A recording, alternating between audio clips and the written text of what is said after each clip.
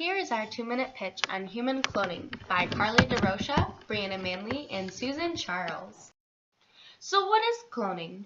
Cloning is the asexual production of a genetically identical form of an existing one. Scientists have been researching a way to produce an organism that is genetically identical to the original organism. So far, they have been able to clone a frog and a sheep.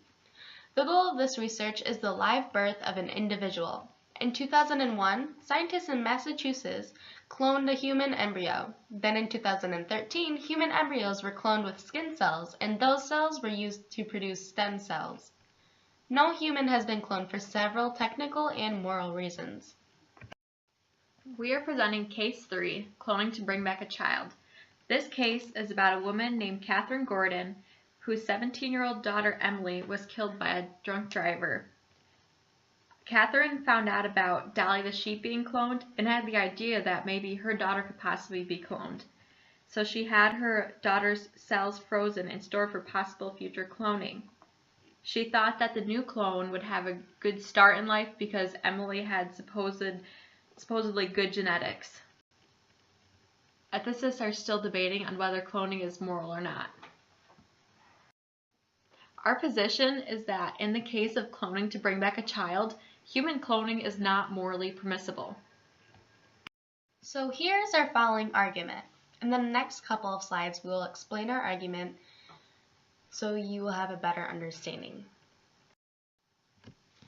In cases like animal cloning, there are currently high risks of birth defects and shorter lifespans. Therefore, in human cloning, there would also, as well, be high risks of birth defects and shorter lifespans.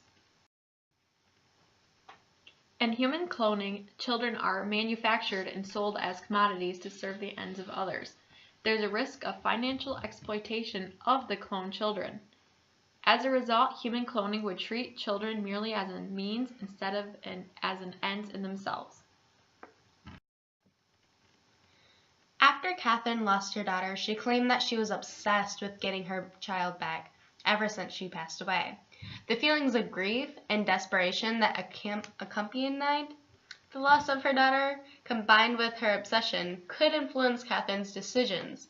Having that state of mind can affect a person's ability to make rational decisions. Thus, Catherine is not fully confident enough to make the decision to clone her daughter in the first place. The clone may be held up in comparison with some idealized image of the lost child, which may be impossible to come about by the clone. Catherine claimed that she didn't care if the clone was exactly like Emily or not, but feelings are subject to change in different situations. Emily's clone will not be exactly like Emily because DNA is not the only determinant of a person's behavioral characteristics. Therefore, cloning to bring back Emily would bring about psychological distress to both the clone and the family of the clone. Therefore, an act utilitarian would say that cloning Emily is not acceptable because it would not bring about the most amount of good for the most amount of people. So as our final premise, in the case of cloning to bring back a child, human cloning is not morally permissible.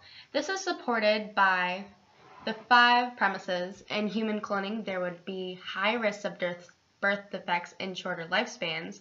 Human cloning would treat the children merely as a means instead of an end in themselves.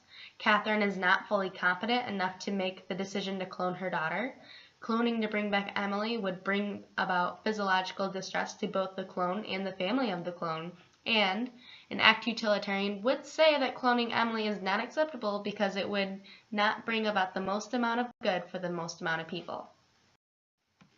Thank you for listening to our presentation. I hope you understand our position in this case now. We out.